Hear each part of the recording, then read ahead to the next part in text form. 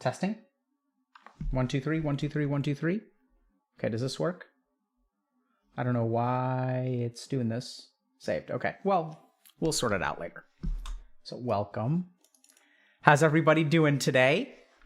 Welcome to another Healthy Gamer GG stream.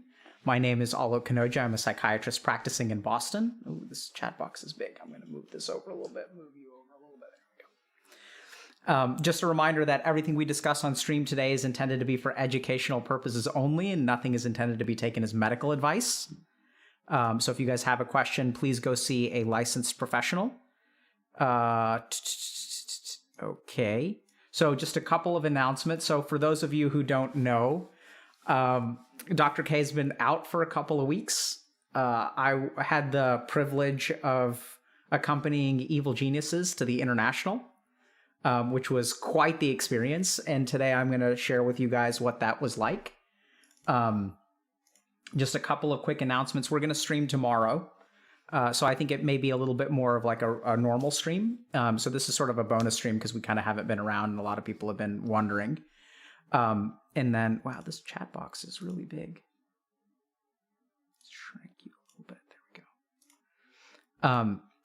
And then a couple of other things. So on Monday, we're going to be just chatting with, we're going to be on the Just Chatting With show on with Austin at 1 p.m. Pacific time. And yeah, so today we're going to be talking a little bit about just the experience of being at TI and a couple of like important lessons that I learned. And we may be talking more about this in depth over the next few weeks. Like I'm going to be sharing some of the key things and like more applicable stuff about kind of performance and how to manage confidence and doubt and all that kind of stuff. So yeah, so we'll hopefully we'll like put that together a little bit. Today I just wanted to kind of check in with y'all and hang out with chat some. So yeah, a couple of other notes. So next week we're not going to be on a regular stream schedule. We've got another project, super secret project that we're working on at HG, which hopefully we may stream. So I think we're going to be around on Monday for Austin show. And then after that, we're going to be out probably for the rest of the week. And then we'll resume a regular streaming schedule starting in November. Couple of other things that people are kind of curious about. So here at Healthy Gamer, we do a lot of stuff for gamers, but then we also do a lot of stuff for parents of gamers. So, we'll sometimes get requests from parents who are like, hey, my son is like, they're having problems and, they're not doing things. And, like they play too many video games. And then they'll be like, they'll ask us like, hey, can I enroll my son in your coaching program? And we'll be like, well, if he wants to come, he's more than welcome to. But you can't enroll him. What you can do is enroll yourself in our parent coaching program. And then they say, well, no, I'm not the one with the problem. My kid is the one with the problem. And that's where we're like, well, we're not so sure we agree with that. So we are actually going to be launching more parent coaching spots on November 11th. So some of that, we may actually try to do like some content around parents. And so be prepared for that. So like we may have some parent and family related questions, people who are in relationships with gamers and things like that. So, I think it's actually something that we don't really do a whole lot on stream, which is actually a lot of fun. I really enjoy working with parents. I really enjoy helping parents sort of better communicate and understand their kids, and also helping like parents work on themselves, because a lot of times the problems that children have will be like related to like parents. So, hopefully we'll do a little bit more of that and kind of support, parent-child relationships in terms of like communicating better, understanding each other and things like that. I need to enroll. Yeah. So good luck with my mom. I need to enroll my wife. Exactly. So that's what we try to do.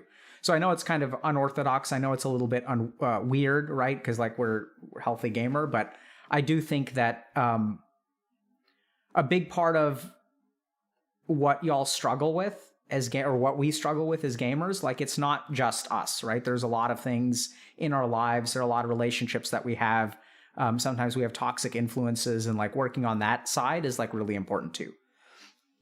You can enroll Joe Mama. That's the one exception. Dr. K's Guide to Secret Projects. Okay, so let's start talking about TI.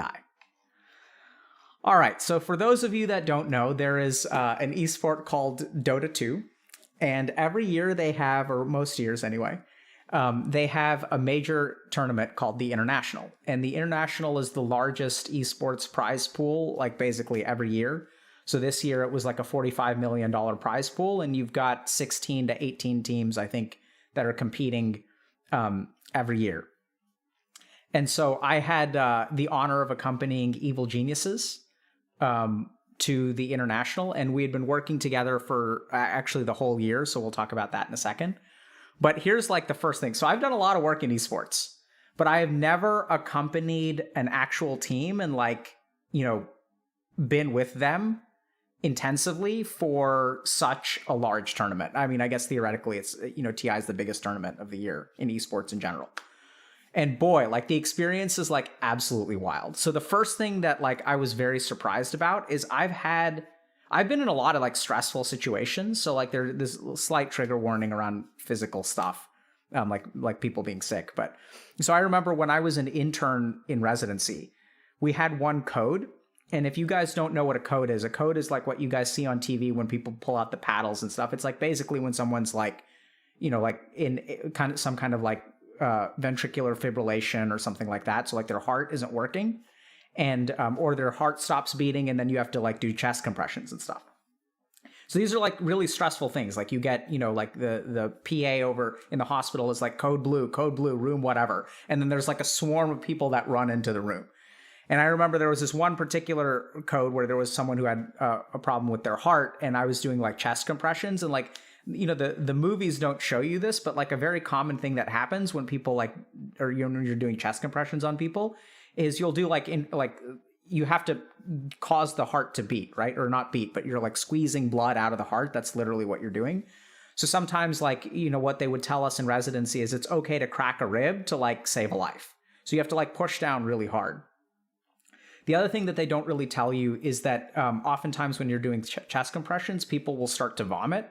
I'm not sure why, but so I remember like very distinctly, probably the most intensive code that I had ever been a part of was like one where I was doing chest compressions, like the person was like vomiting on me, and it was like just awful and disgusting.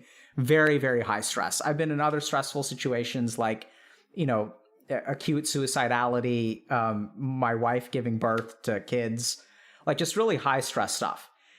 And nothing compare, like that doesn't even compare at all to the experience of like being at TI. The amount of stress and pressure, I'm not even playing. And like the amount of stress and pressure that these people deal with like on a daily and hourly basis is absurd. Like it's hard to describe, but you can feel like the pressure in the air. And I've been in tense situations. Like I've been in, you know, boardrooms where people are like arguing and like CEOs are about to get fired and like super awkward stuff, right? Like very challenging things like being yelled at in the emergency room when someone who's like rich and powerful is going to sue you because, you know, their son relapsed again or whatever. Like there have been a lot of stressful situations I've been in, but like TI is just a whole different experience. It is hands down the most stressful experience of my life. And I wasn't even playing.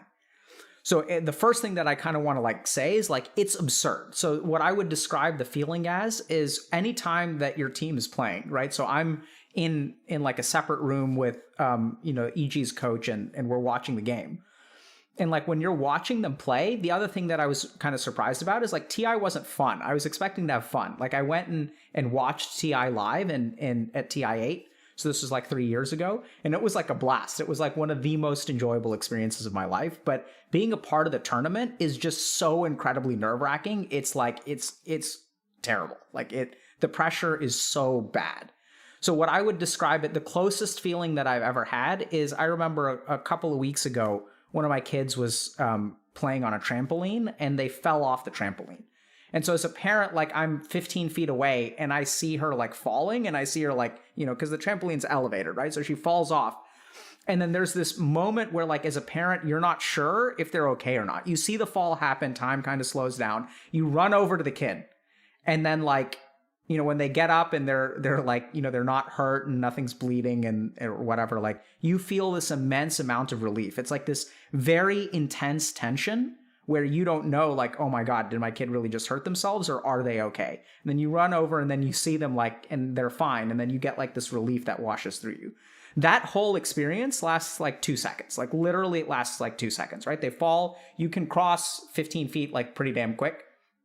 And you can see like they get up and they're not crying or whatever, right? It's like 2 to 3 seconds.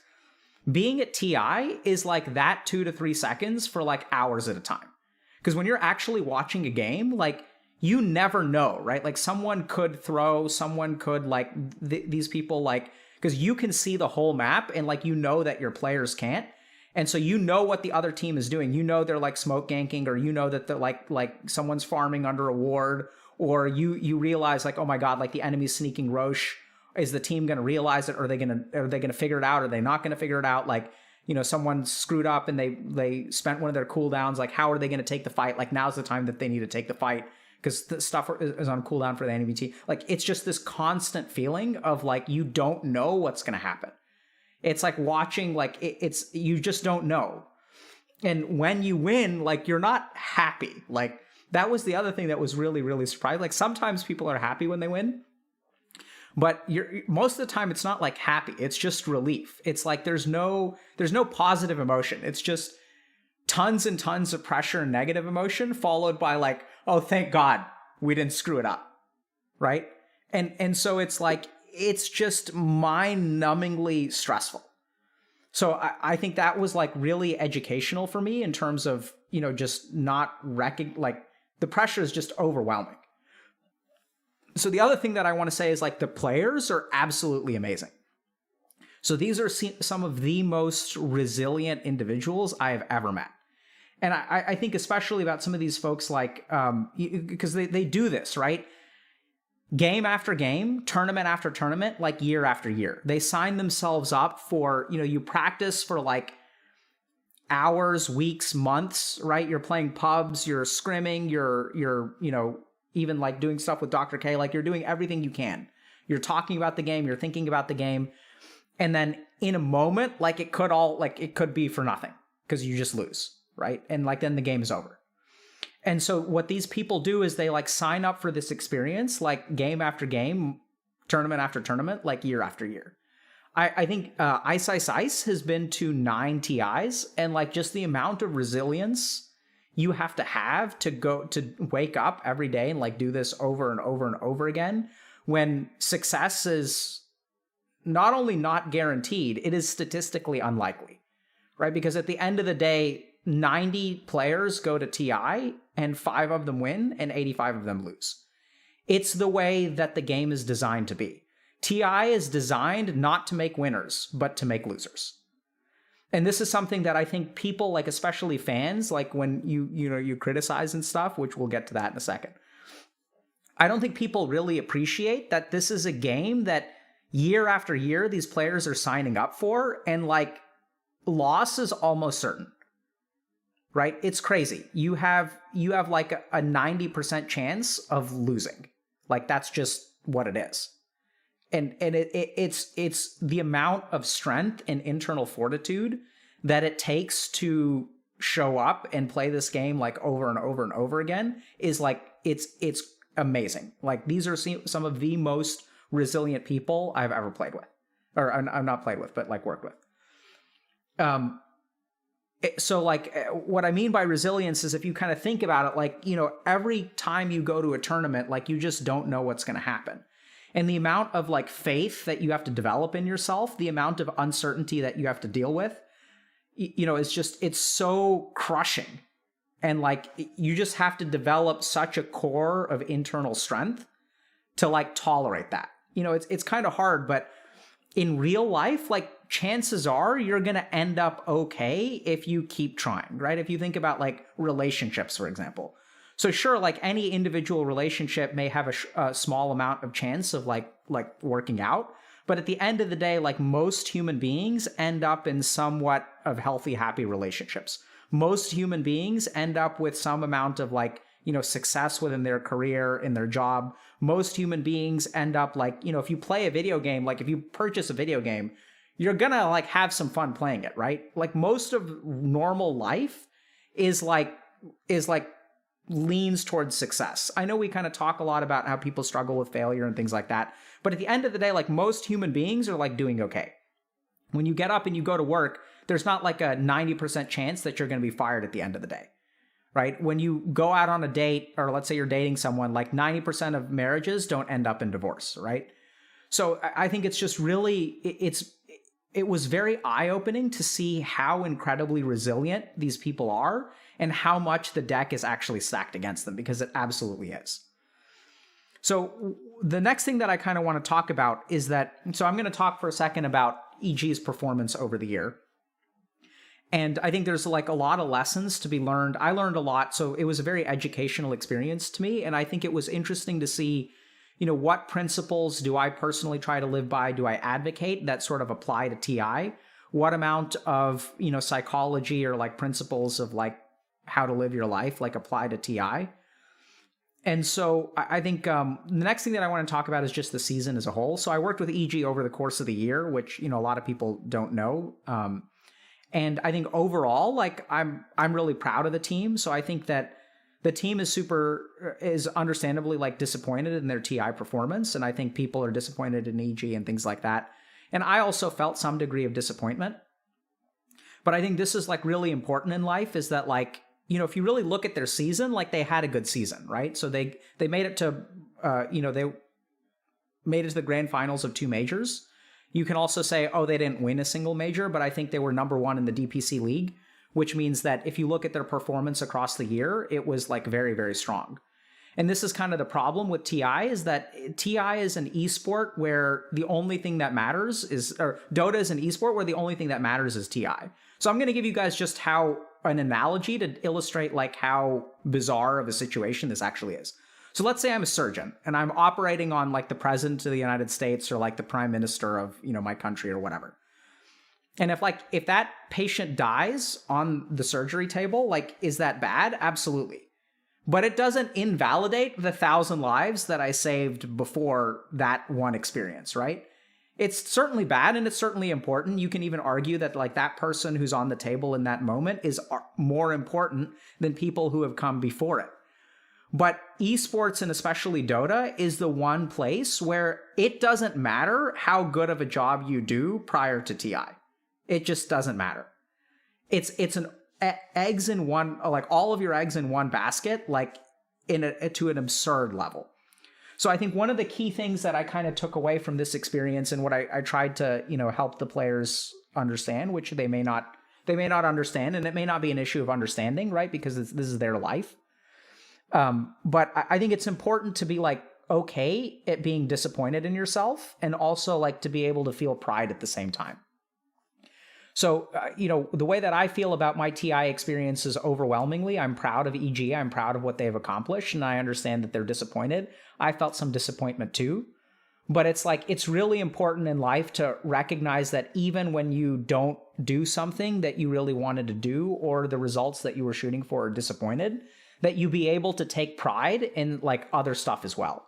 Because the truth is that EG has a lot to be proud of, right? I mean, they had, generally speaking, a stellar season. If you look at it by any objective measure, any sort of like truly rational measure, they did fantastic.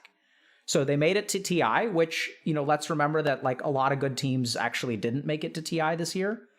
They had a disappointing performance at TI, sure. But at the end of the day, like they played some really, really awesome Dota. And so I think it's important that like, in life, like it's okay to be disappointed in what you do. It's okay to be like not happy with your performance, but be careful and remember that just because you're not happy, or it's okay to be disappointed in like the most recent thing, doesn't mean that you don't deserve to feel some amount of pride in like what you've done prior to that day. And like I said, I respect these players so much because, a lot of people say that EG sort of has disappointing performances, that they kind of, I think if you look at it statistically, maybe LGD or EG is the winningest team in maybe the history of Dota. So if you look at like the average placement that EG has had over the last like 3 or 4 years, I think they could be number 1 or number 2. So they have very, very consistent results. They play really, really solid Dota year after year, tournament after tournament, and game after game. And at the end of the day, that's not enough, right? Because the Dota is an esport where the only thing that matters is one tournament. So it's kind of interesting because people will also complain about the prize pool, and they'll say like, the prize pool for the majors is like tiny. It's like $500,000, and then like the prize pool for TI is $45 million. And you can complain about that if you want to. But let's remember that, it's kind of interesting because it's like, it's just an esport that is designed to create tons and tons of losers and like one huge winner. So when you're faced with those kinds of circumstances, it can be really, really hard to have faith in yourself. It can be really, really hard to persevere. Giving up is very easy to do when there's basically one tournament that matters. It also makes it really, really hard to practice throughout the year, right? Because at the end of the day, like, who the hell cares if you made it to the grand finals of like 2 majors in a row? And like, if you guys look at IG's performance, for example, so they won the first major, and then I think they got like knocked out pretty early in the second major. And then LGD won the second major, and they made it to the grand finals of TI. And then like, the amount of flames and hate that LGD is getting is like astronomical. And so that's just the nature of the beast. And so what I respect so much about the players is to like step into this arena, which is like not designed for victory. It's an arena that's designed for failure. And so that's tough. And it can be very, very hard to be proud and feel some degree of like pride in your accomplishments because you genuinely do have a lot to be proud of. I think EG has a lot to be proud of. I'm very proud of it. But it's hard. And I think, for those of you at home, like I encourage you to think a little bit about that as well. Like it's okay to be disappointed in yourself, but there are things that you can probably still be proud of. And it's very hard to feel that pride, right? It's not easy. It's like, because you're so overwhelmed by the disappointment of the moment that it becomes hard to be objective. So that's kind of, because I think the other thing that I'd kind of say is that like, in this way, Dota is like real life, because if you look at it like, there are a handful of billionaires, right? Those are like the TI winners. And for every billionaire out there, there's like, millions or tens of millions of people who, don't have a whole lot of money. And so in life, you can also say that like for every one winner, there's like 10,000 losers. I think for every, one winner, for every one team that wins TI, like 18 teams lose TI, not to mention the 60 some odd teams that are like tier 2 and like competing in tournaments and like didn't make it to TI and all that kind of stuff, right? So there are tons of teams out there that are sort of destined to lose because that's just the nature of the beast. So, it's tough, but that's what it is. And I think what the real testament to strength is, and what I really respect EG for, is like picking themselves off the mat and like trying again and trying again and trying again.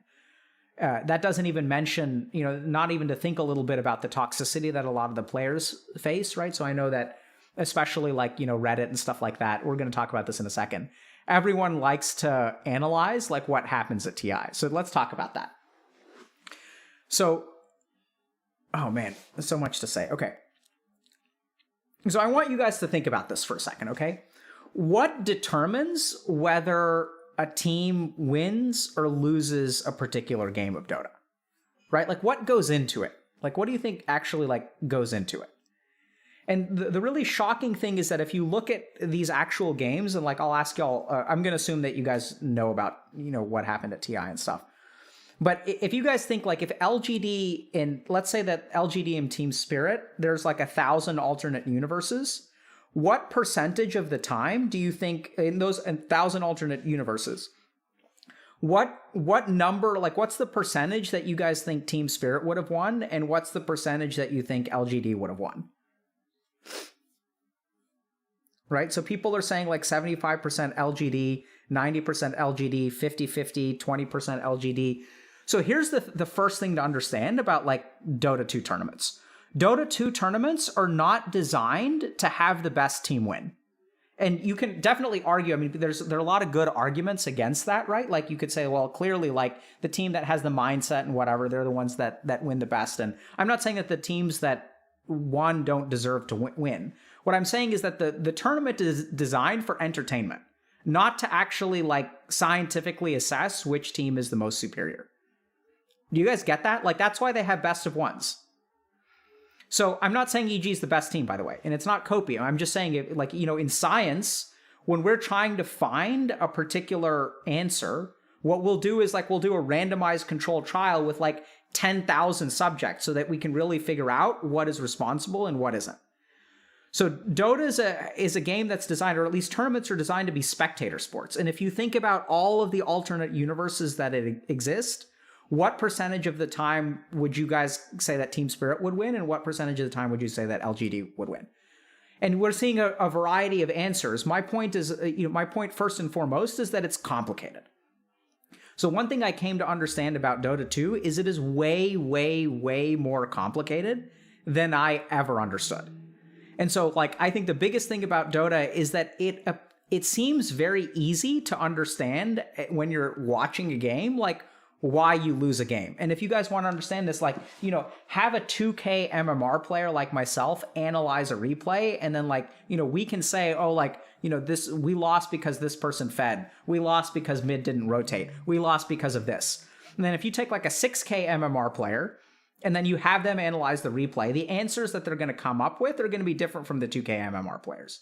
And then if you have a 10K MMR player, like when they analyze a 6K MMR player, like they're going to come up with different answers. And then you have 12K MMR players who are going to come up with even more different answers. And so I think if you look at like, you know, what goes into winning or losing a game of Dota, this is the super fascinating thing about it. Dota is one of these things where hindsight is anything but 2020. So we have this saying, right? We toss around this saying a lot, which I'm going to dispute in a second, that hindsight is 2020. I don't think hindsight is 2020 in Dota. So if you look at, like, if you really talk to, and this is one of the privileges I had, right? So I had the option to talk to some of the best Dota players in the world and like ask them, why did you win this game or why did you lose this game? And the truth is that like, it's very hard to tell, right? It's like, it's so hard to tell. And I know, for example, like being able to watch TI with top tier players was also like very, very educational, because there are a bunch of people who have, you know, been knocked out who are still really good at the game. And so being able to like, you know, watch games with them and talk to them about who do you think is going to win. And also like you'll get two players that are like both very, very good. And I can ask them the same question based on the draft and like, you know, the skills of the team and things like that. And like, who do you think is going to win is like, it's still like up in the air. So there are so many factors that go into, you know, a game of Dota that it's really, really hard to tell, because neither team is going to play perfectly, right? So like, they're not open AI. So, you know, why did you win? There are some games that you should win, which you end up losing, and some games that you should lose that you end up winning. And so there are so many things that go into it: the draft, the timings, you know, rotations, the macro strategy. Part of what I really love about Dota is that there isn't a right answer when it comes to Dota. It's truly like a clash of ideas and philosophies. So it's really interesting to see, you know, how different teams will play like their macro strategy and what they believe in. There are going to be like meta heroes and non-meta heroes and things like that. But like, it was really interesting. I mean, I really loved it, because one of the things that I came to understand, which I don't see anyone really talking about, like when I read Dota 2 threads about, you know, why people are winning or losing, is like the high level strategic thinking that goes into the draft. So I think like 99% of posts that I've looked at like don't have a clue how people actually draft and what they draft around. And so, you know, a lot of people can kind of say like, just ban Magnus against TS. So let me just give you guys an example. So I'm in that camp, by the way, for the record.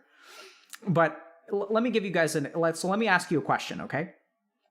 So what do you think gives you a greater chance of beating TS? Is it banning Magnus or having a strategy that successfully counters Magnus? What do y'all think? See, this is the really interesting thing, right? Because if a team has a bedrock, like a foundation,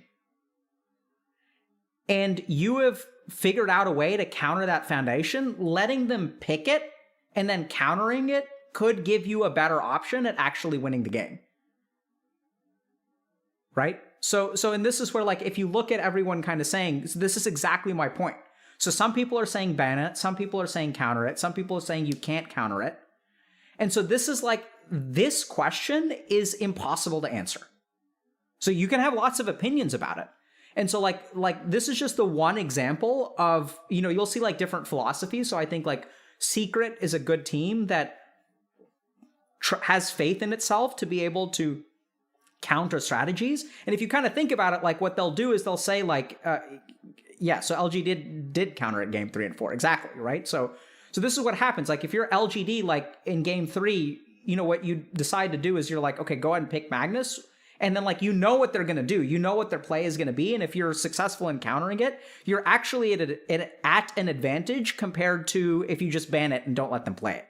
Right? You kind of draw them into their strategy that they're comfortable with, and then you smash them because you have the appropriate counter. That's just one example, okay, of like, you know, one hero where it's like, arguably speaking, like a pretty simple sort of thing, like because Collapse is really good at Magnus. But the thing is, when you're really looking at Dota, that's just one example. There's like over 100 heroes. There are tons of different players. Do you play your Dota or do you try to counter their Dota? And in that sense, that too, from a drafting perspective, it's like, how do you want to draft? Do you want to draft for your game, or do you want to draft to counter pick their game? Do you go first pick or do you go second pick? You know, so many of these different factors come in. And then once again, like, it's not just about the draft, right? Because like you'll see, you know, once you actually get into the game, and then like, let's say you drafted what you thought was a good theoretical counter and it doesn't end up succeeding.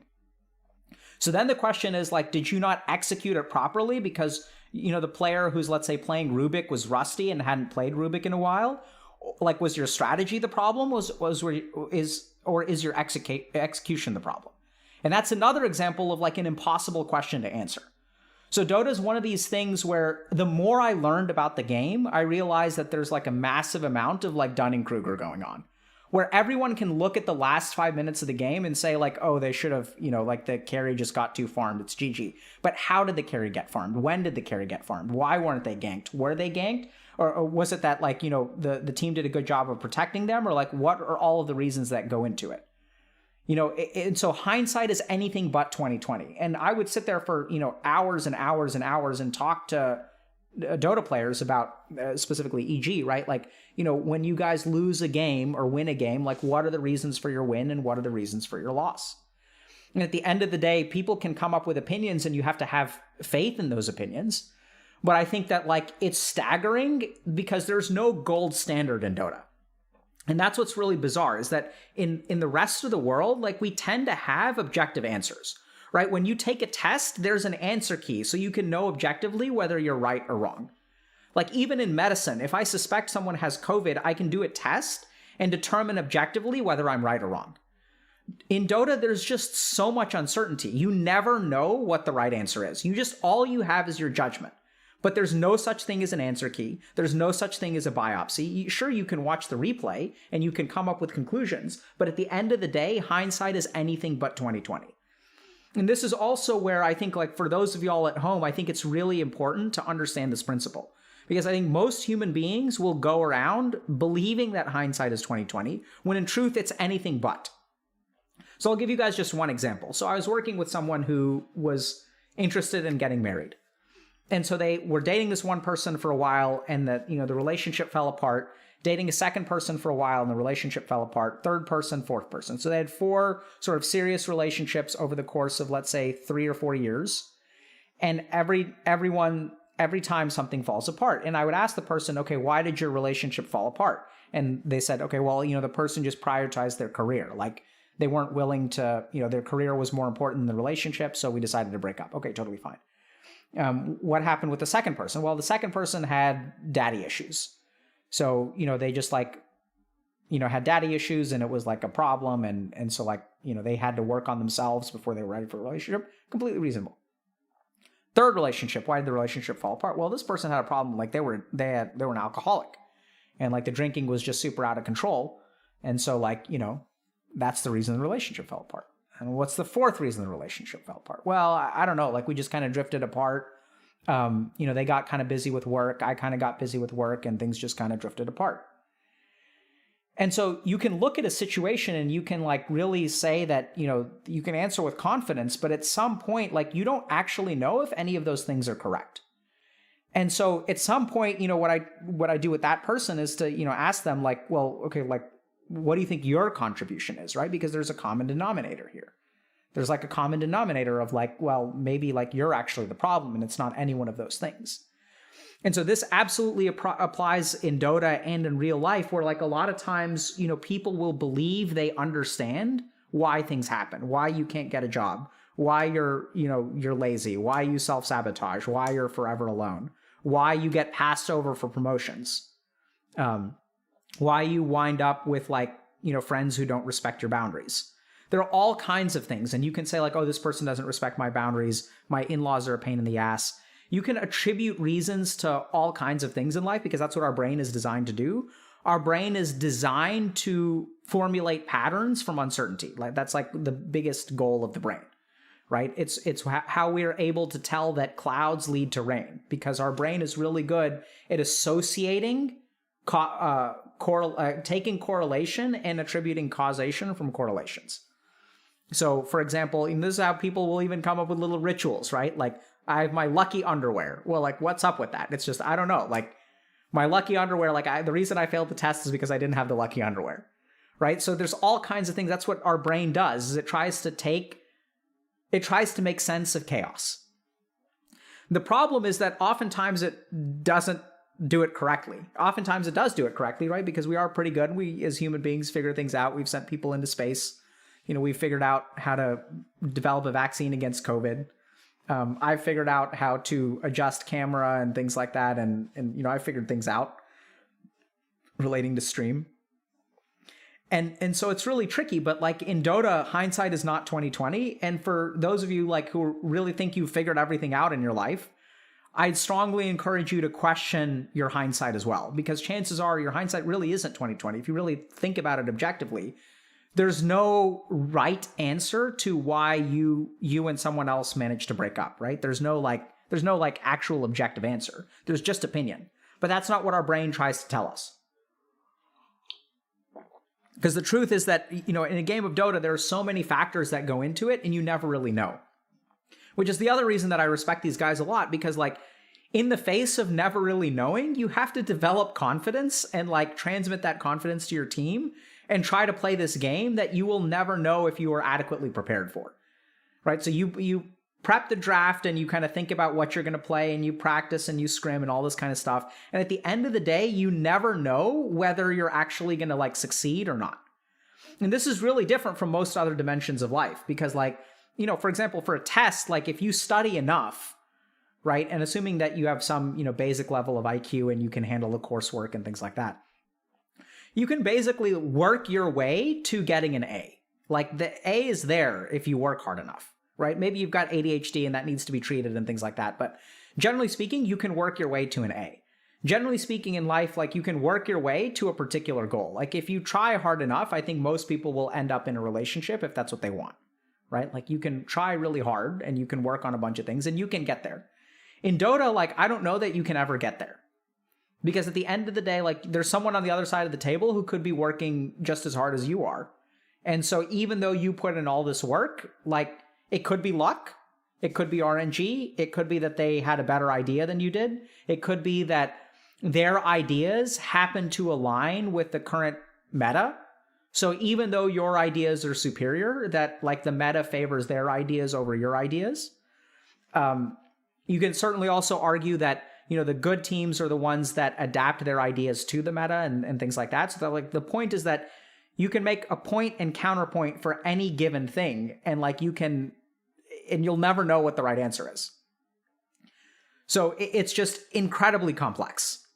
And the really shocking thing is that you don't ever have like a real answer to base things on, right? So like even in the rest of life, like we'll have like, if you're at your job, you have a performance review where people will sit down and will tell you, hey, we think you need to like work on A, B, and C. And they may not be 100% correct, but like there's nothing like that in Dota, right? It's not like, LGD, Team Spirit is going to sit down with LGD after the tournament. They're going to be like, hey, here's the reason we think you lost. We think you need to work on like A, B, and C.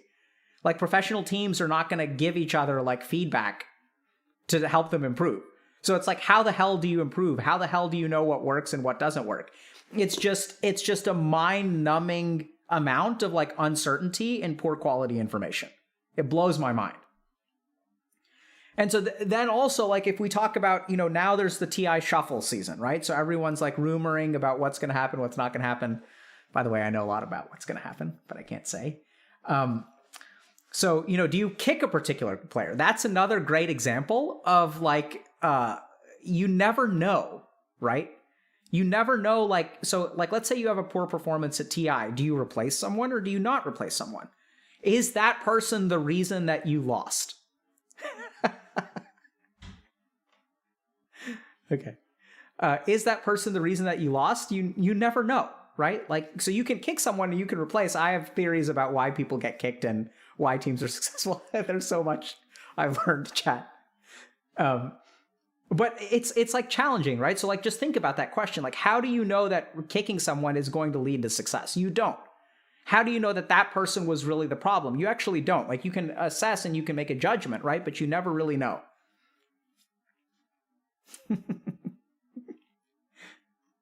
I actually don't know what EG is going to do. I know about other teams.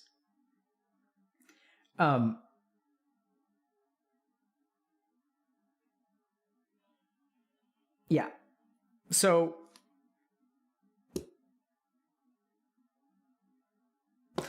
let me just share with you guys like something that I did sort of notice. So here's an example of like what's hard about Dota. So I'm going to talk for a second about doubt and confidence and regression. So if we kind of think about, so I kind of have a hypothesis as to why teams consistently underperform. Okay. So like what tends to happen is like, at some point in the tournament, you're going to start to doubt your strategies unless you just dominate everyone, which is generally speaking not going to happen. And even if you do, win games, like sometimes there are games that you win where you're filled with doubt, and other games that you win that other games that you lose where you're actually not doubting at all. So that's the other really interesting thing is that like, you can win a game and you can be like, we really had no idea what we were doing and they just threw. So does that mean that your strategy is good or like, or what, But I think that one of the things that's important to remember is that when people doubt, so I'll just share with you guys like one example of something that I kind of noticed from like understanding psychology and the human mind. So generally speaking, what'll happen is people will, people will develop a game plan as a team, right? And so we're going to say like, okay, this is what our game plan is. We're going to do this. We're going to do this. We're going to do this. And then as the game starts to fall apart or as people begin to doubt, and because sometimes you have to adapt too, right? So if your game plan isn't working, that's also tricky. Like there's times where doubting your game plan is like really important because doubt and adaptation kind of go hand in hand. So the person who never doubts will never adapt because if I'm sure I'm right, then like there's no reason to change what I'm doing. And so then you're dooming yourself to a life without adaptation. So that's kind of interesting because people sort of think a little bit about like, confidence is like really good, but it's been my experience that actually doubting is actually super healthy as well. And then what happens when we sort of get into a period of doubt is I notice that a lot of teams will actually regress. And what I mean by regress is that you have to remember that these players have played Dota for like 10,000, 20,000, 30,000, 40,000 hours. And they've developed their own particular style. And as a team, you can put together, a game plan, but as the game plan starts to fall apart and you can't stick to that game plan, what tends to happen is that players will sort of regress back to what they know. So they'll sort of go to like defaulting to like their particular play style, and they won't necessarily play as a team anymore. And so this is also something that we kind of see in relationships, for example. So generally speaking, when relationships are under a period of stress, what will happen is like the people in the relationship will regress to their own style of like how they manage conflict, right? So we may be able to communicate healthily while everything is going well, but when there's stress under the relationship, I'm going to regress. And what I'm going to do is like, I'm going to shut down. Whereas my partner may turn to, talking to their mom all the time about like complaining about the relationship. So whereas I may sort of withdraw into myself, like my partner may do something else. And so then we sort of start to get on different pages once the initial game plan or once like things start to fall apart and there's a period of stress. And so I think one of the things that I see a lot in teams is that, sometimes they'll play coordinated, but I think what sort of happens is as things don't go their way, if you have to adapt on the fly, the way in which you adapt is based on your own experience and what you've trained. And so what can happen in an individual game of Dota is you can have 5 people adapting in their own way.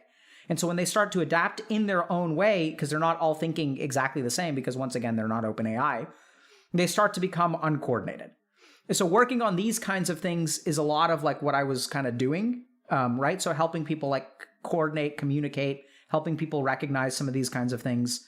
I think it's just an interesting like example of, how complex esports actually is. Anyway, I'm kind of all over the place today, just sharing thoughts.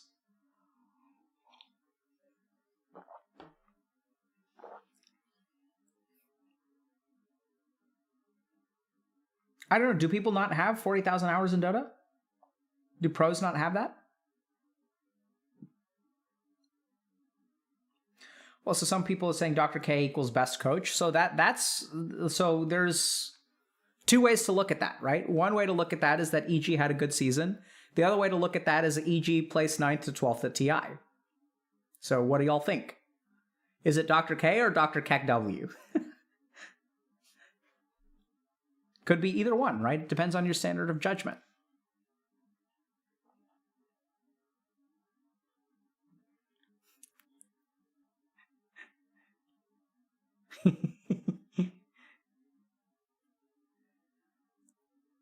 What is this? What is this man? The Keck W. That's the Spanish dude, right?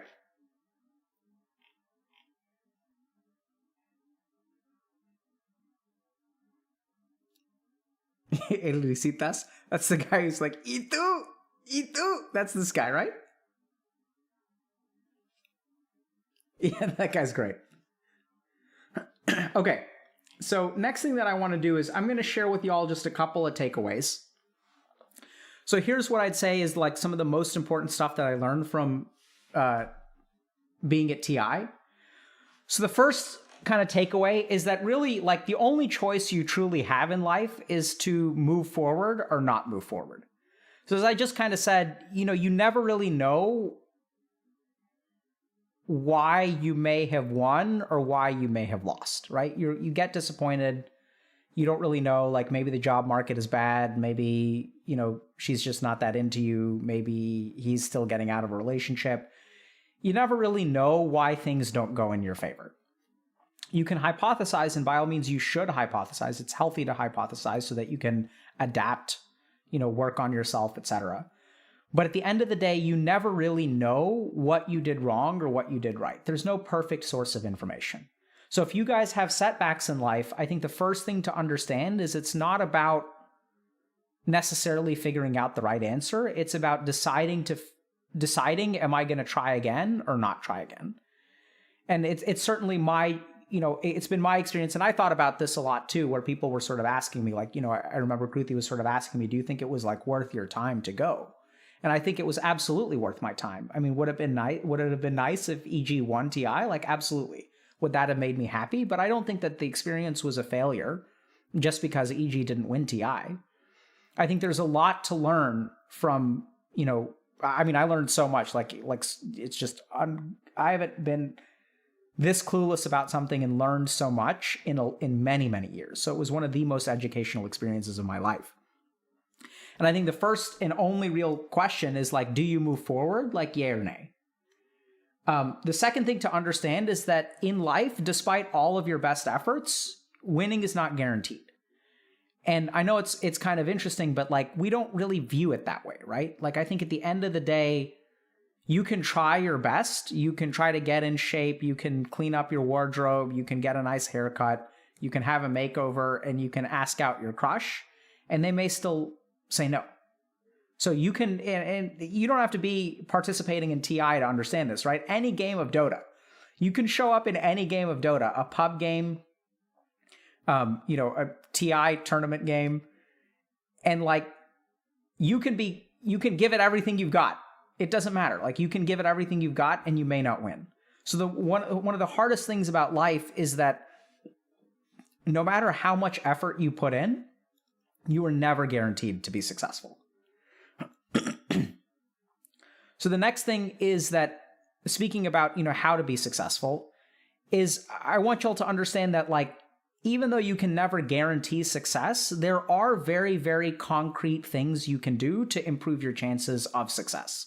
And this is sort of the attitude that I advocate in life, is that you may not be able to get someone to fall in love with you, but you can absolutely do a lot of things to increase your chances. And so I think a lot of times what happens is we get emotionally caught up in a particular result, right? So like, for example, not winning TI. And that result can be so devastating that it actually like shatters us, and we feel like not moving forward. We feel like practicing is a waste of time. We feel like, we never really know. Like I'm saying, hindsight isn't 20/20. So what's the point in trying? Despair can set in. All kinds of like bad stuff can happen. But at the end of the day, I think the formula for success is about working on what you can work on and increasing the probability of success as much as you can. Even though you may not ever be able to hit 100% chance of success, there are very concrete things that you can do to improve, right? So if we look at something like Dota, let's forget about professional players, but like myself, like I'm a 2K player, there are things that I can improve. And so I can look at a particular game of Dota and I can say there's no way I could have won that game, and that could have been absolutely true.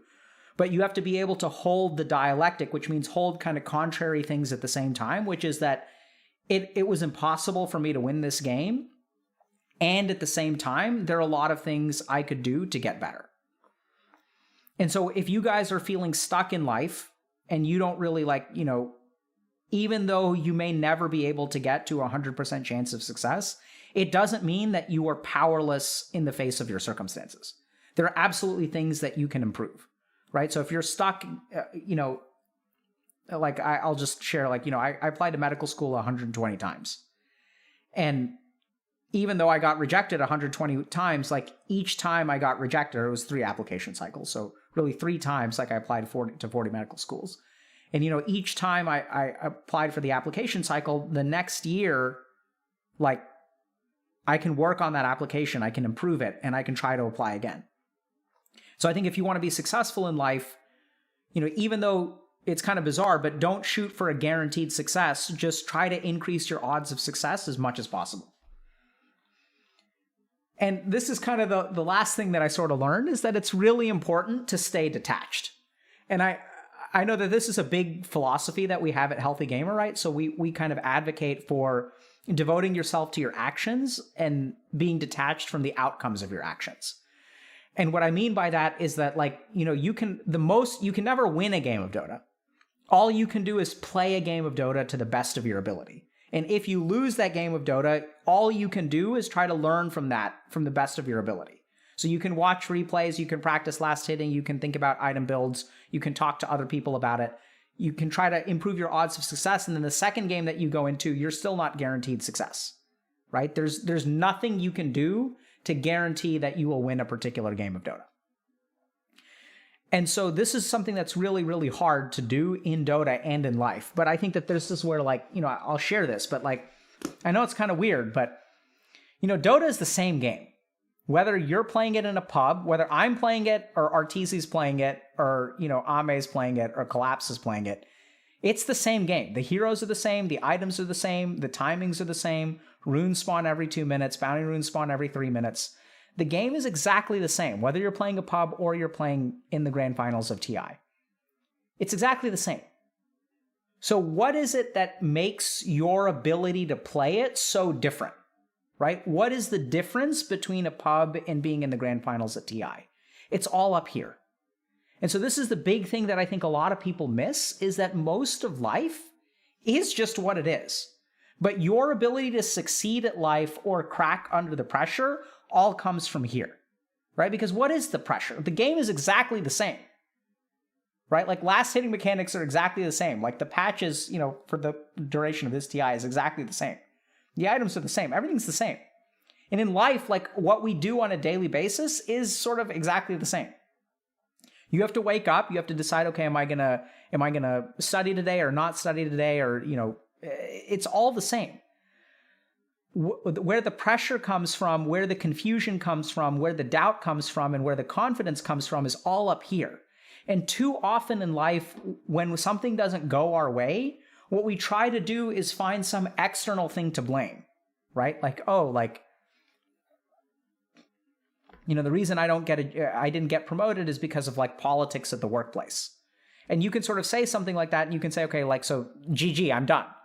But then first of all, that may not even be true. You may be attributing a lack of poor performance to politics in the workplace. Maybe you just are not as good at your job as someone else is. And maybe you call that politics. Or the other thing to think about is, if it's politics at the workplace, why can't you learn politics at the workplace? Why can't you learn how to be a political animal at the workplace? So the key thing is that, the game of life tends to be pretty consistent. The game of Dota tends to be pretty consistent. The big difference in terms of whether you succeed or fail has to do with the player. Right? It has to do with the mindset of the player. It has to do with the person who you're the player of your life. So the question is, what's going on up here? Because this is what you need to work on. Because generally speaking, like the rules of life are like kind of the same, right? You can work on your resume, you can apply for a job, you can get in shape, you can do all those things. It's just how you play the game.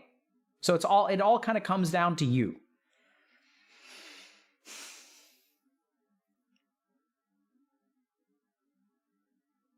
So overall, it's been fantastic.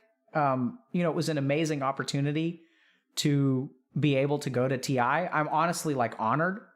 And, I said as much to all the players, the day after they got knocked out of the tournament. I was kind of telling them, I'm kind of tearing up a little bit, that it's been amazing to work with them over the last year.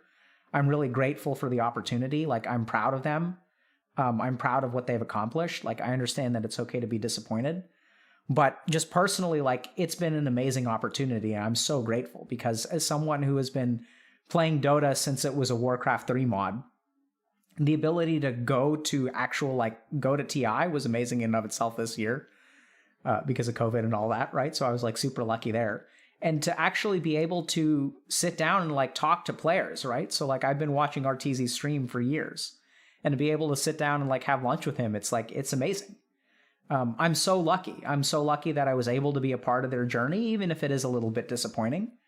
I don't view the value of my life or my time based on the results of what happens. So sometimes people would even ask me, they'd ask are you disappointed? Right? Are you disappointed in how the tournament went and stuff like that? And no, I'm not, right? Because I think, I'm not disappointed in the team. The result is disappointing, but that's just life, right? You can't tie yourself to your results. You have to focus on the people involved and the effort that you put in and what comes next. That's the real test.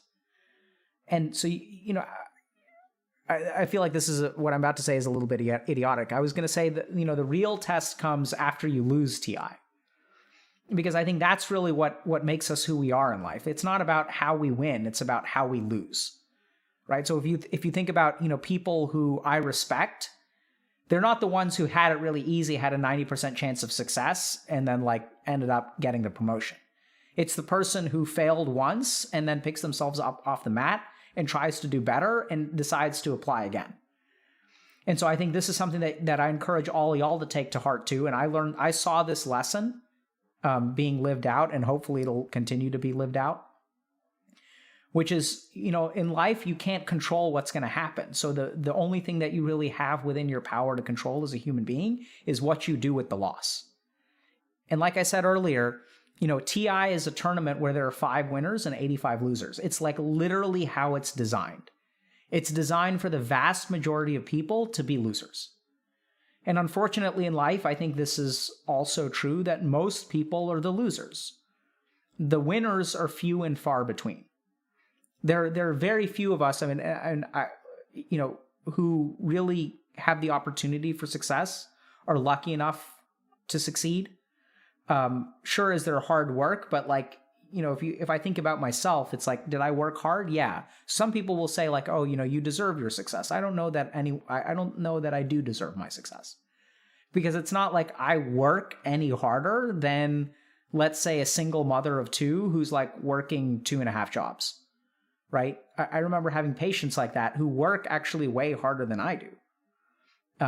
They try so hard. They're like in a single parent household, do so much for their kids, work super hard, sacrifice all of their like personal time for the benefit of their children. And why do I deserve more than that person? I don't. So I don't know. I mean, I think in life, you don't necessarily get what you deserve. And I don't know what determines what you deserve. But all I know is that, what you're worth and what I respect people for is how you manage what you're given, whether that's a win or a loss, whether you're gracious as a winner and you try to support other people if you're one of the lucky ones, or as a loser, whether you pick yourself up off the mat and decide to try again. So at the end of the day, I'd say focus on your actions and focus on yourselves. And it's okay to be a loser. The truth is that the vast majority of people on the planet are like losers, right? The number of people who are in poverty far outweighs the number of people who have ultra high net worth. Wealth inequality is getting worse. That's just life. So that's the life that that's the hand that we've been dealt in life, and the goal is to try to do what you can with it.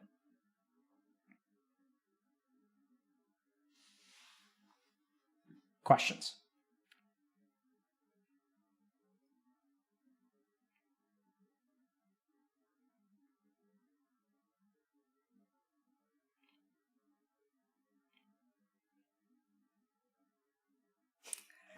Someone's asking,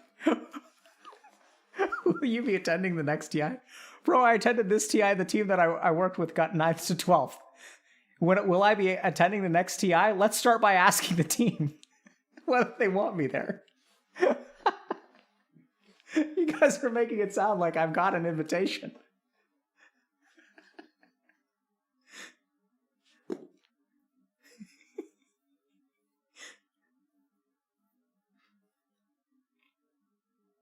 I'm kind of trolling. So my relationship with EG is fantastic, as far as I can tell anyway.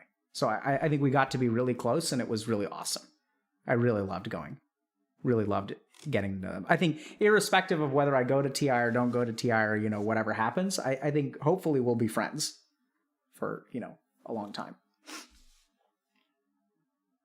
I love the players, like, just as people. They're just such amazing individuals. Each and every one of them.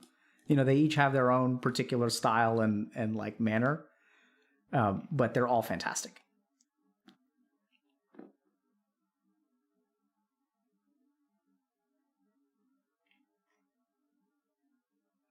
So someone's asking, do you think RTZ will ever win a TI? And then I see the next question. The question right after it is, how do you focus on the process? So you focus on the process by not asking that question. Right? So I have no idea if RTZ will ever win a TI. Statistically, most professional Dota players will never win a TI. But here's what I'd say. Your chances of winning TI are a lot greater the more that you accept that it's just a game of Dota. And so one thing that I really loved was TS's, if you guys like listen to their coach, I think the attitude that they had for game 5 was perfect.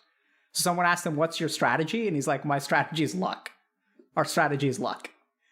And that's honestly, like, when I heard that, I was watching the game with some people and I was like, I think these guys are going to win. Like, it's an acknowledgement that there's only so much you can do, right? That there's no strategy that's going to guarantee you success. It's just you show up and you play the best goddamn Dota of your life and you hope that Gaben is on your side. That's the ultimate strategy to win TI. I'm not kidding. Like, that's why what I explained to people is like, I know it sounds bizarre, but the game of Dota is exactly the same, whether you're playing a pub or game 5 of the grand finals. It's the same damn game. It's just getting psyched out in your head because it's game 5 of TI grand finals. That's what screws you over.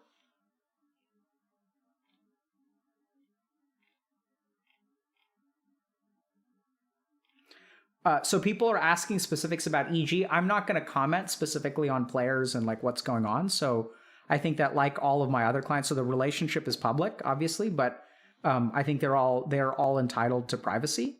So I'm not going to answer any specific questions about the players. I apologize. I'm happy to share my experience. Well, working with Bulb is great, dude. Working with all the players was a lot of fun.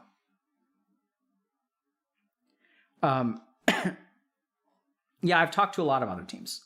I've worked with more teams than EG, in a manner of speaking.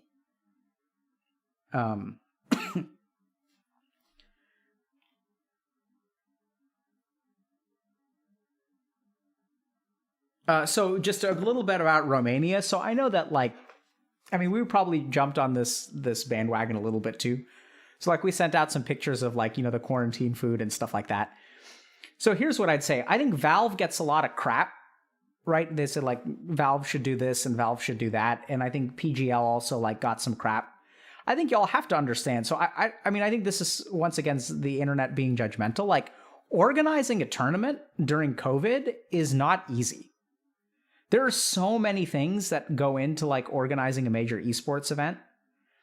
It's hard. Like there's like visas and flights and like daily COVID tests. They did a lot of stuff that I think that was actually really cool. So they gave us these little Bluetooth trackers that sort of track which people you're around so that if one person tests positive, they know who that person has been exposed to.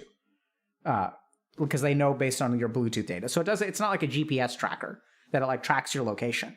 It just knows like, okay, which tracker has had contact with like which other trackers. And so I think that it's like, it's very, very hard to organize a tournament of this magnitude in these kinds of circumstances. So even there were some things that, I certainly think the tournament could have done better or Valve could have done better. I mean, obviously there's room for improvement all the time. I think it's important to remember that like pulling it off is not easy to do. Like, sure, there are problems, but just the fact that the tournament even happened, that we had a TI this year, right? Because like Sweden basically was like, yeah, that's not going to happen. And then Valve is like, what do you do if you're Valve? It's tough. It's really tough. How do you organize something on such short notice? Like all the country governments are like concerned about COVID. Players are coming from all over the world. Different countries have different levels of like COVID restrictions. So, can you hold TI in a country? And like, what if that country decides like, oh, by the way, we're not going to allow anyone from, Malaysia? Then what? Like, how do you manage all that? It's so hard.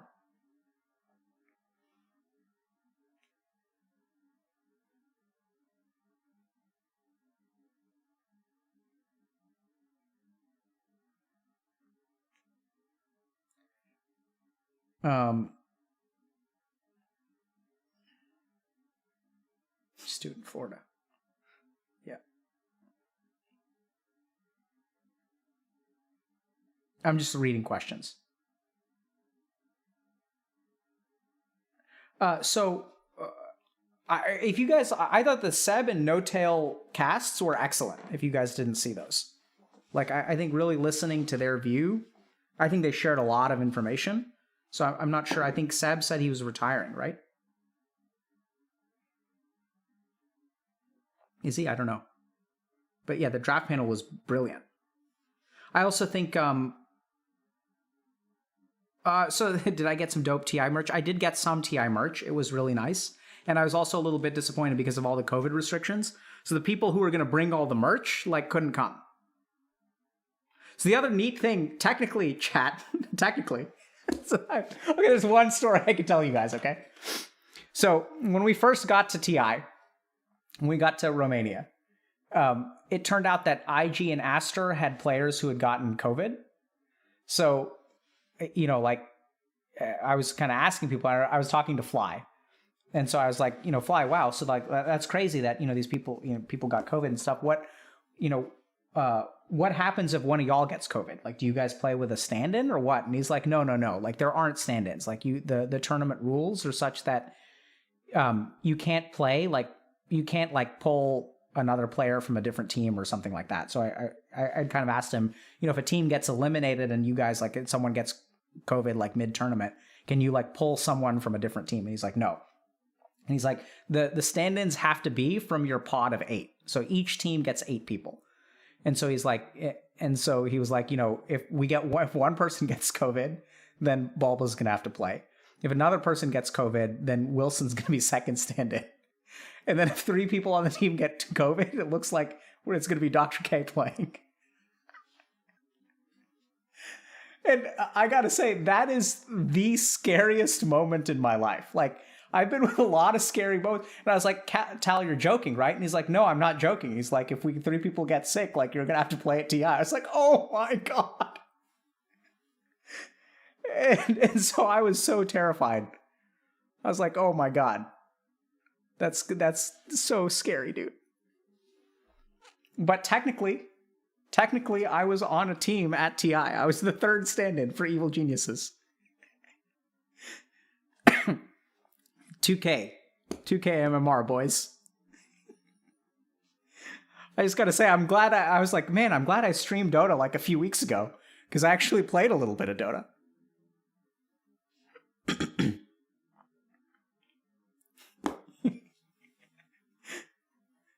Probably. Lowest MMR to ever participate at TI. I mean, I imagine there may have been people there from other teams who had lower MMR than I did, but maybe not. Maybe the pod was all... Because, like, some people had, like, videographers and stuff, and it's possible they've never even played a game of Dota.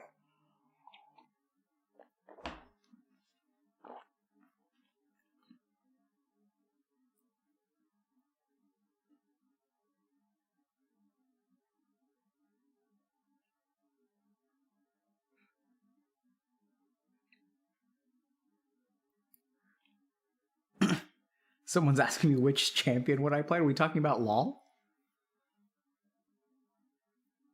Yeah, I hear Train is like close, like he's like homies with a lot of these people.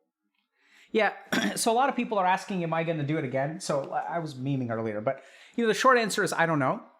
So I think one of the things that does concern me a little bit is that, I was there. So, the yearly commitment wasn't that bad in terms of time, but I do think I sometimes think a little bit about like what I'm here for, like what is my purpose on the earth, and as personally gratifying and as hype as it is for me to coach a team at TI for like mental stuff and performance, I do wonder a little bit about what the cost is to y'all. We started Healthy Gamer ultimately to help y'all. And even though it's great for me and a lot of fun and very educational, we missed 3 weeks of streams. I wonder, sometimes we'll get posts on the subreddit about, people saying like, oh, like Healthy Gamers helped me a lot. One of my favorite ones is Dr. K has ruined my life. I don't know if you guys saw this post a while back, but some dude was like, Dr. K has ruined my life. I used to wake up every day and like play games all day and then like go to bed angry and sad at myself. And then now I wake up and I exercise and I do yoga and I go for a run and I like try to eat healthy, and not everything isn't perfect yet, but it's ruined my old life. And so I think a little bit about, what could I have done with that time instead? So I did have an amazing opportunity to try to help 6 people in an organization, do the best that they possibly could at an event that's very important for their lives. I'm glad for the opportunity. I'm grateful. But I do sometimes wonder, because one of the pieces of feedback that I got is that, so I joined at the end of the boot camp, and some people felt like, I should have come at the beginning to really be very effective.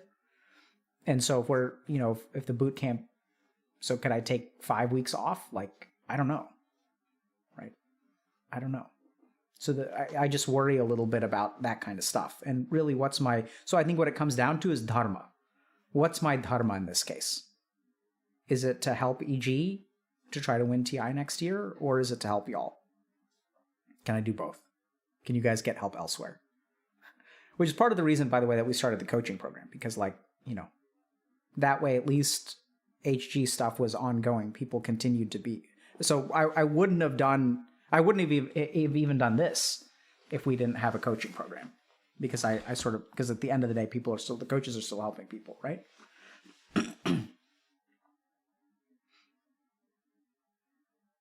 Yeah.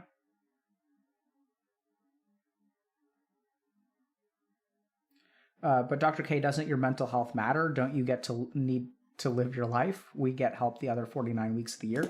Yeah, so I do. I mean, I do live my life, right? I'm not like streaming and working 100 hours a week. So I do take care of myself. The sentiment is really nice. I appreciate it. But the other thing that I frankly have to say is that, in a sense, not really. So I do live my life, but I think that like I had my 20s to dick around and play video games. That was, in my mind, my time to, for myself. And then I had the opportunity to like train at a couple of amazing institutions. And so I don't know. I mean, I think also getting COVID earlier this year, life is short. You never know how long you're going to be around. So I kind of feel like now is my time to give back to the world, because I've gotten a lot from it. So I do sort of feel somewhat of a crunch in terms of trying to do as much as I can as quickly as I can. Because I really don't know. I mean, who knows what's going to happen, right? There's so much uncertainty in the world. And the other thing to think a little bit about, the other thing that kind of bothers me is the understanding that you could say that, okay, like I have many years to help people.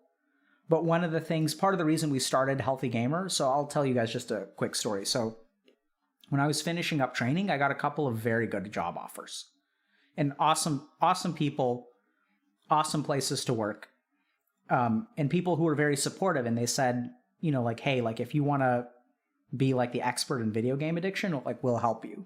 We'll help you start a rehab. So like create like a rehab center for video game addiction, where people can come and like, you can help people like your way. Like we think the work that you're doing is awesome. We want to support you in doing it, and we'll make it happen. But the path to that was long. So it was sort of like a 10-year plan of like doing research and really understanding what was effective and what isn't effective. And then, scoping out a site and things like that. And so part of the reason that I turned that down is like, what worried me is that in the 10 years that it takes to open the door to the rehab, what happens to like all of the people? Like, sure, like once, let's say it probably wouldn't have been 10 years, let's say like 5 years or 3 years or whatever. So like, let's say 4 years from the start of that job offer, like we open the doors and we help like 30 people a month. What happens to all the people who need help in the 4 years prior to opening the doors? And so I think the tricky thing there is that what concerns me about taking kind of time off from Healthy Gamer's work is, I imagine y'all understand this, but like there are real consequences, right? If I take a year off and pick this up again, like we see this a lot in our coaching program, where people are like on academic probation, like the way that I remember hearing a case a couple of weeks ago where someone was like is on a visa is on a student visa, and so if they fail like one more semester, like their future is closed off. Like they get kicked out of school. Since they're no longer in school, they don't get to stay in the country that they're in, and they have to like move back home, and they have like no job prospects. Their family has taken out a lot of loans so that they can come to the US, I think it was the US, to study. And so what happens to those people? So there are real consequences to not doing things quickly enough. It's tough. It's tough. I mean, people's lives are being made or ruined every week. And so I think our first commitment is to y'all. It's tough. And so once again, I don't know that we can necessarily help that person. I don't know that we can guarantee that that person is not going to, do poorly on their tests and stuff. Like, who knows? But we're here to try to help. And I think our first responsibility, our primary dharma, is to y'all. And the esports stuff is great. I think there's going to be a lot of good stuff that comes out of it, for sure. I think, like I said, I learned a lot. I have like pages and pages and pages of notes and things like that. We'll probably put together some more concrete lectures for y'all in terms of like key takeaways from what I learned. You can say whatever you want to about the TI performance, but at the end of the day, EG is a top tier esports organization, and just how they work is like quite remarkable. Like they are just amazing workers. They think a lot, they plan a lot, they communicate a lot, they practice a lot. And so I think that there's a lot to be learned and a lot that you can kind of like apply from the way that they approach Dota to your own life.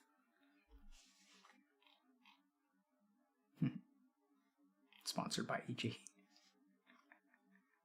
There's a lot you can learn. Like how to place third consistently. Is that sponsored by EG?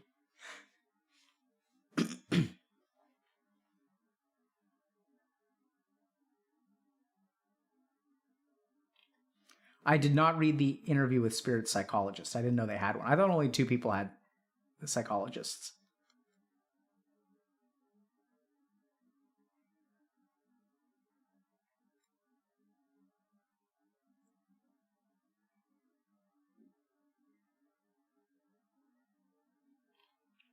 Yeah.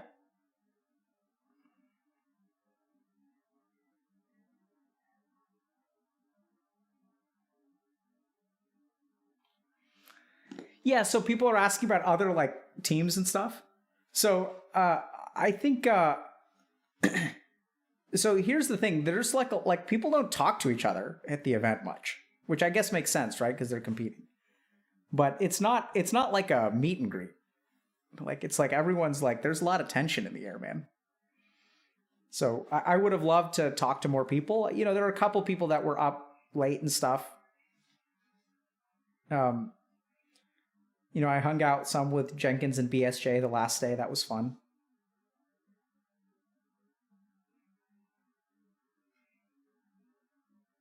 I did not meet Puppy. I hung out some with Cyborg Matt. That dude's legit.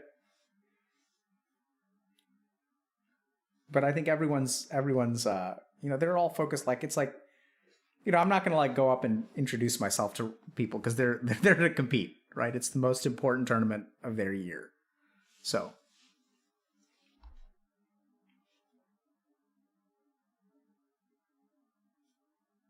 oh man, I've been to a lot of countries. I did see Slacks.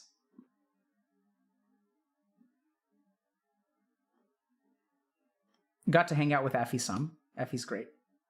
Yeah, so most of the cast, most of the talent is like was able to hang out, but I think most of the players and coaches, understandably, like weren't.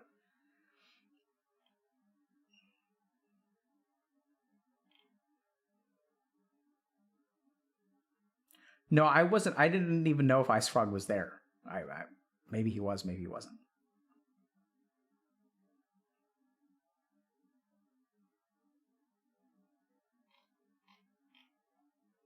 Yeah, I got to meet Bruno. Bruno's great. Bruno's a good dude. Yeah, I got to hang out with Jenkins a fair amount.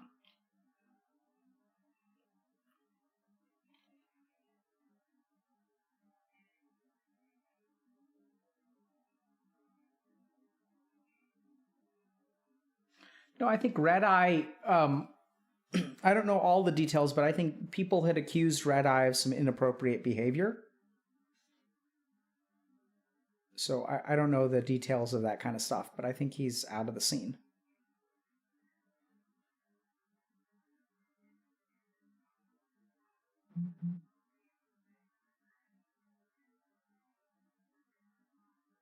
I don't know. I don't know Ice Frog's identity.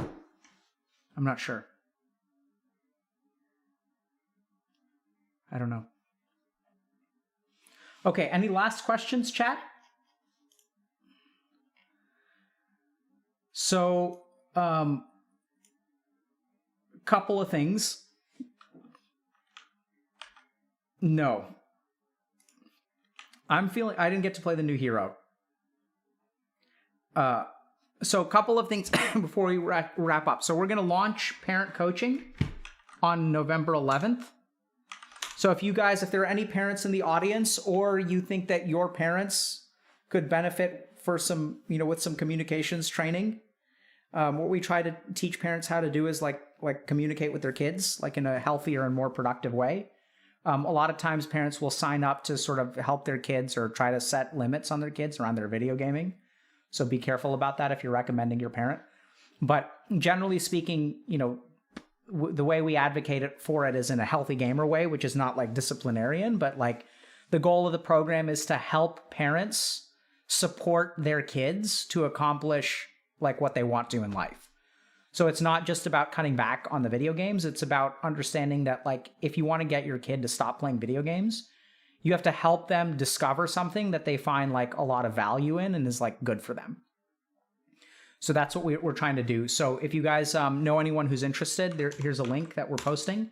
We'll see y'all tomorrow for more of a regular stream. So like, I don't know if we're going to do an interview or like Reddit questions or what. But today's stream was just to kind of just hang out with y'all because I haven't seen y'all in a while. So for those of y'all that are kind of wondering, we're just talking a little bit about TI. So hope y'all are doing well, and take care. We'll see you guys. Who are we rating, chat?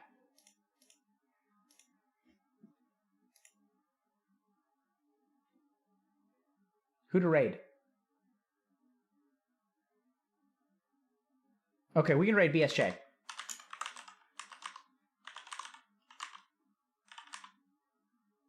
Koikfa or BSJ? You guys tell me.